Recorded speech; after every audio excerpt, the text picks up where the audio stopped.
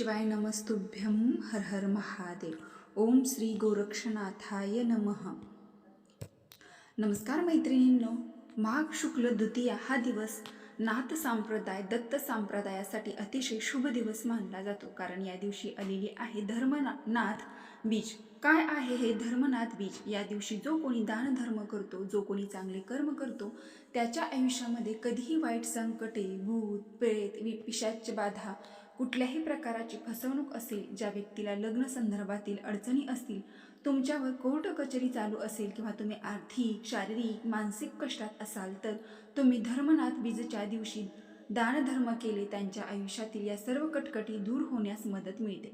सध्या माघ महिना सुरू आहे आणि या माघ महिन्यातील द्वितीय तिथीला म्हणजे 20 जानेवारीला धर्मनाथ बीज ही साजरी केली जाते. या दिवसाला धर्मनाथ बीज असे म्हणतात. याच दिवशी श्री गोरक्षनाथांनी धर्मनाथास अनुग्रह देऊन दीक्षा दिली. यावेळी सर्व देवी देवतांना आमंत्रित केले होते आणि म्हणून दरवर्षी माघ महिन्यात धर्मनाथ बीज उत्सव हा साजरा केला जातो. नवनाथ संप्रदाय आणि श्री गोरक्षनाथांच्या विविध अनुयायांसाठी या उत्सवाचे खूप महत्त्व आहे आणि म्हणून या दिवशी सगळीकडे विशेष पूजा आणि विधी हे साजरे केले जातात. हा दिवस खास करून संपूर्ण जगभरात नवनाथ समाजाच्या भक्तांकडून साजरा केला जातो. माघ शुद्ध द्वितीया या दिवशी गोरक्षनाथ यांनी धर्मनाथास नागपंथांची दीक्षा दिली होती. तो सोहळा इतका अमूल्य झाला होता की गोरक्षनाथ यांनी सर्व प्रजेसमोर घोषणा केली होती की जो कोणी या दिवशी यथाशक्ती या द्वितीयेच्या दिन दान धर्म पुण्यकर्म करेल किंवा काही या दिवशी प्रभावी उपाय जो व्यक्ती करेल त्याचे सर्वत्र कल्याण करतील. त्या व्यक्तीच्या घरात सुख शांती धनसंपदा नांदू लागेल, त्यांचे मार्ग सुखकर होतील आणि म्हणून या दिवशी खास करून काही प्रभावी उपाय आणि सेवा आपल्या घरात केल्या जातात. आणि म्हणून आज या व्हिडिओमध्ये मी तुम्हाला एक अतिशय प्रभावी असा उपाय सांगणार आहे किंवा तुम्ही याला सेवा देखील म्हणू शकता. आपल्याला उद्या मंगळवारी धर्मनाथ बीजला कोणत्याही परिस्थितीत आपल्या घरात नवनाथ ग्रंथातील हा एक अध्याय वाचायचा आहे. ज्या घरात हा एक अध्याय वाचला जाईल त्या घरातील लोकांच्या जीवनात राजयोग येईल, घरातील गरिबी दूर होऊन धनसंपत्ती पैसा येऊ लागेल. आणि हा उपाय जर तुम्ही केला तर तुमच्या आयुष्याचं सोनं हे झाल्याशिवाय राहणार नाही. प्रगतीचे सर्व मार्ग हे खुले होतील, मनातील प्रत्येक इच्छा मनोकामना ही पूर्ण होईल. तर असा कोणता अध्याय आहे जो आपल्याला या दिवशी वाचायचा आहे आणि कोणती प्रभावी उपाय करायचे आहेत याबद्दलची संपूर्ण माहिती या व्हिडिओमध्ये मी तुमच्यासोबत शेअर करणार आहे. त्यामुळे तुम्ही हा व्हिडिओ स्किप न करता शेवटपर्यंत नक्की पहा. चॅनलवरती नवीन असाल तर सबस्क्राईब करा. बघा, उद्या धर्मनाथ बीज आहे, तर तुम्ही संपूर्ण दिवसभरामध्ये अगदी सकाळपासून ते रात्री 12 वाजेपर्यंत जेव्हा केव्हा तुम्हाला शक्य होईल तेव्हा तुम्ही ही सेवा किंवा उपाय करू शकता. हा जो उपाय आहे तो तुमच्या घरामध्ये करायचा आहे. धर्मनाथ बीज हा जो दिवस आहे तर हा अतिशय पवित्र आणि महत्त्वाचा दिवस आहे, परंतु दुपारी 12 ते 1 या दरम्यान ही सेवा किंवा उपाय करू नये, कारण ही वेळ दत्त महाराजांची वेळ असते ती असे म्हटले जाते. या विशेष स्थितीवरती आपण काही उपाय सेवा केले तर त्या उपायांचं आपल्याला शीघ्र फळ प्राप्त होते, कारण काही दिवसांचं महत्त्व हे खूप जास्त असते. आपल्या पूर्ण प्रगतीवर या गोष्टी खूप परिणाम करत असतात आणि धर्मनाथ बीज या दिवशी जे पण आपण उपाय किंवा सेवा केल्या जातात तर त्या सिद्ध होत असतात. आणि म्हणून उद्या प्रत्येकाने जी काही सेवा मी तुम्हाला सांगणार आहे किंवा जो उपाय सांगणार आहे तर हा तुम्हाला करायचाच आहे. करून बघा. जर तुम्ही हा उद्या उपाय तुमच्या घरात केला तर तुमच्या आयुष्याचं आणि तुमचं घराचं कल्याण झाल्याशिवाय राहणार नाही. कारण जो उपाय मी तुम्हाला सांगणार आहे तर हा उपाय अनुभवसिद्ध उपाय आहे, त्यामुळे तुम्ही नक्की करा. आता हा उपाय आपल्याला का करायचा आहे? बघा, प्रत्येकाच्या आयुष्यामध्ये काही ना काही अडचणी असतातच. असा एकही व्यक्ती नसेल त्या व्यक्तीच्या आयुष्यात काही अडचणी समस्या अडथळे नाहीत. म्हणून या समस्या दूर होण्यासाठी आपल्याला हा उपाय जो आहे तो करायचा आहे. मग तुमच्या आयुष्यात पैशाच्या अडचणी असतील, मुलांच्या प्रगतीबद्दल काही अडचणी असेल, पतीची प्रगती होत नाही, छोटा मोठा उद्योग व्यवसाय आहे तो चांगला चालत नाही, त्यामध्ये वृद्धी होत नाही, किंवा घरामध्ये सतत पती पत्नीमध्ये वाद होत असतील, आलेला पैसा तो तुमच्या घरामध्ये टिकत नसेल, कष्ट आणि मेहनत करूनही घरातील गरिबी दरिद्रता ही संपायचं नाव घेत नसेल, सर्व इच्छा मनोकामना पूर्ण होण्यासाठी आपल्याला हा उपाय जो आहे तर तो करायचा आहे. तर हा उपाय तुम्ही श्रद्धेने, निष्ठेने आणि विश्वासाने केला तर नक्कीच या उपायाचं तुम्हाला फळ प्राप्त होईल. आता हा उपाय करण्यासाठी किंवा ही सेवा करण्यासाठी तुम्हाला उद्या मंगळवारी सकाळी लवकर उठायचं आहे, स्वच्छ स्नान करायचं आहे. अंघोळ करताना अंघोळीच्या पाण्यामध्ये थोडंसं कच्चे दूध टाका. कच्चे दूध जे असतं तर ते अमृता समान असते. यामुळे आपल्या शरीर, मन, आत्मा हा शुद्ध आणि पवित्र होतो. तर आपल्याला शरीर पवित्र असेल आणि यानंतर आपण जे काही उपाय करतो ना ते खूप प्रभावी ठरत असतात. म्हणून सर्वप्रथम अंघोळीच्या पाण्यामध्ये कच्चे दूध टाका आणि त्या पाण्याने स्वच्छ स्नान करायचं आहे. यानंतर स्वच्छ कपडे परिधान करून तुमची जी काही नित्यपूजा असते तर ती पूजा अर्चा करून घ्यायची आहे आणि त्यानंतर तुम्ही हा उपाय जो आहे तो करायचा आहे.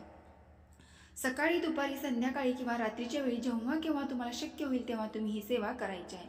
सर्वप्रथम मुख्य दरवाजाला स्वच्छ पाण्याने पुसा, हळद कुंकू लावा आणि म्हणा, नमो आदेश नवनाथा महाराज की जय. घरातील वातावरण लगेच बदलते. कोपऱ्यात अडकलेली शक्ती सर्वात घातक असते. घरातील कोपऱ्यात जुनी कपडे, मोडके भांडे, निरुपयोगी वस्तू ठेवली आणि नकारात्मक ऊर्जा साठते. त्यामुळे आजच सर्व कोपरे स्वच्छ करा, अगरबत्ती लावा आणि ओम नवनाथाय नमः 21 वेळा म्हणा. हा उपाय आजपासून सलग 5 दिवस करा. आता बघा, या दिवशी जर तुमच्या घरामध्ये नवनाथ फोटो असेल तर नक्की तो फोटो स्वच्छ पुसून काढा. त्या फोटोला हार घाला, फुले अर्पण करा, छान दिवा लावा, धूप दीप अगरबत्ती तुम्हाला तिथे लावायची आहे. आता जर तुमच्याकडे नवनाथांचा फोटो नाही परंतु तुमच्याकडे नवनाथ ग्रंथ आहे तर अशा वेळी तो ग्रंथावरती काढा, व्यवस्थित पुसून काढा. एका पाटावरती छान नवीन वस्त्र अंथरून त्यावरती हा ग्रंथ तुम्हाला ठेवायचा आहे. त्या ग्रंथापाशी छान दिवा लावायचा. त्या ग्रंथाची हळद कुंकू अक्षता फुले वाहून तुम्हाला पूजा करायची आहे. बुक्काला तुमच्याकडे असेल तर तो बुक्का सुद्धा तुम्ही या दिवशी लावू शकता आणि यानंतर तुम्ही तिथेच बसून हा अध्याय जो आहे तर तो वाचायचा आहे. आता जर तुमच्याकडे नवनाथाचा फोटोही नसेल, तुमच्याकडे ग्रंथही नसेल, मग ही सेवा कशी करायची? तर आपल्या देवघरामध्ये जे काही देव आहेत, स्वामींची मूर्ती आहे, फोटो आहे किंवा गणपती बाप्पांची मूर्ती आहे, त्यांची छान पूजा अर्चा करून घ्या.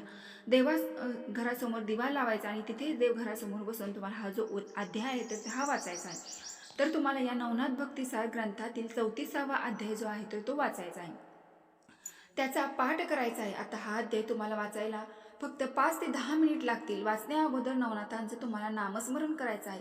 ओम श्री चैतन्य गोरक्षनाथाय नमः या मंत्राचा 21 किंवा 108 वेळा जप करा आणि यानंतर हा अध्याय तुम्हाला वाचायचा आहे. अध्याय वाचून झाला की तुम्हाला नवनाथांची आरती करायची आहे. घरामध्ये जी काही भाजी भाकरी तुम्ही बनवलेली आहे त्याचा नैवेद्य तुम्हाला दाखवायचा आहे आणि दोन्ही हात जोडून तुम्हाला तुमच्या आयुष्यात ज्या काही समस्या अडचणी आहेत, ज्या काही अपूर्ण इच्छा आहे तर त्या मनोभावी तुम्हाला पूर्ण होण्यासाठी नवनाथांना प्रार्थना करायची आहे. धर्मराज विजया दिवशीच्या घरासी नवनाथ भक्तिसार या ग्रंथातील 34वा अध्याय वाचला जातो. त्या घराचं कल्याण होतं, त्या घरात धनसंपत्ती ऐश्वर येऊ लागते आणि त्या घरातील प्रत्येक व्यक्तीची प्रगती जी आहे तर ती होत असते. आता तुमच्याकडे जर ग्रंथ नसेल तर अशा वेळी सरळ तुम्ही मोबाईलमध्ये श्री नवनाथ भक्तिसार ग्रंथातील 34वा अध्याय तुम्ही टाकला तर तुम्हाला मोबाईलमध्ये हा अध्याय जो आहे तर तो भेटून जाईल. तिथून तुम्ही याचं पठण केलं तरी सुद्धा चालणार आहे किंवा तुमच्याकडे ग्रंथ असेल तर ग्रंथामध्ये सुद्धा तुम्ही याचं पठण जे आहे तर ते करू शकता. आता ही सेवा घरातील स्त्री पुरुष किंवा घरातील मोठी मुलं असेल तर ते सुद्धा करू शकतात. मुलांच्या आयुष्यात काही समस्या असतील, जसे की मोठी मुलं असेल शिक्षण घेत आहेत त्यामुळे त्यांना भरपूर यश हवं असेल तर त्यांनी सुद्धा ही सेवा उद्या नक्की करा. फक्त तुमच्या घरामध्ये सुतक असेल, स्त्रियांना मासिक धर्म असेल तर ही सेवा तुम्ही करू नका. घरातल्या स्त्रियांना मासिक धर्म असेल, तुमच्या घरात तेवढ्या पावित्र्य हे राखलं जात असेल तर ही सेवा तुम्हाला करायची आहे. जर तुमच्या घरात स्त्रियांना मासिक धर्म असेल, तेवढं पावित्र्य तुमच्या घरात राखलं जात नसेल तर ही सेवा तुम्ही अजिबात करू नका. कारण या सेवेला पावित्र्य आहे तर ते खूप महत्त्वाचं आहे. त्यामुळे तेवढ्या तुमच्या घरामध्ये असेल ना तर ते तुम्ही ही सेवा जी आहे तर ती करू शकता. त्याचबरोबर या दिवशी अन्नदान करणे खूप महत्त्वाचं मानलं गेलं आहे. म्हणून तुमच्या यथाशक्तीने गरजू व्यक्तींना तुम्हाला अन्नदान करणे शक्य असेल तर तुम्ही नक्की करा. बघा, मंदिराच्या बाहेर काही गरजू व्यक्ती असतात, गरीब व्यक्ती असतात, तर तुम्ही त्यांना खाण्याच्या वस्तू ज्या आहेत तर त्या दान करू शकता.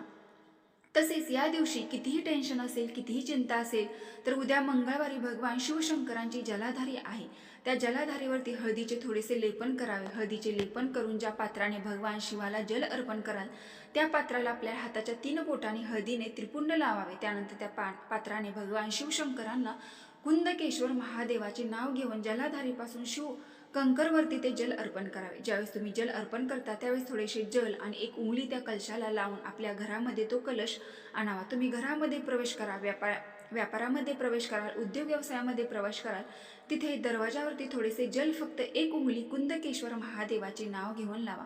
कुठलीही चिंता असो, परेशानी असो, 7 ते 8 दिवसांपर्यंत ती चिंता दूर होईल. त्यानंतरचा उपाय, उद्या मंगळवारी कुठल्या महत्त्वाच्या एक्झामसाठी बसलेला आहात, केलेला अभ्यास लक्षात राहत नसेल, अभ्यास केलेला एक्झाम देण्यासाठी गेल्यानंतर लक्षात राहत नसेल, पेपर व्यवस्थित लिहिलेला असाल तर ही मार्क्स पाहिजे तशी पडत नसतील, लहान मुलांसाठी करत असताल, अभ्यास करत नसतील तर थोडेसे कच्चे दूध, त्यामध्ये काळी मिरी बारीक पूड करून टाकावे. हे थोडेसे कच्चे दूध बेलपत्राच्या वृक्षाखाली थोडेसे आपले नाव आणि गोत्र बोलून समर्पित करा. त्यानंतर थोडेसे त्यातील कच्चे दूध भगवान शिवशंकरांना आपले नाव आणि गोत्र बोलून समर्पित करावे. तुम्ही कितीही मोठ्या एक्झामला बसा म्हणून कितीही हट्टीपणा करत असतील तर हळूहळू तो कमी होण्यास मदत मिळेल. तर मैत्रिणी, ही अत्यंत महत्त्वपूर्ण माहिती मला तुमच्यापर्यंत पोहोचवायची होती. व्हिडिओ पूर्ण माहिती आवडली असेल तर आपल्या चॅनलला एक लाईक करून कमेंट बॉक्समध्ये ओम गोरक्षनाथाय नमः नक्की टाईप करा. धन्यवाद.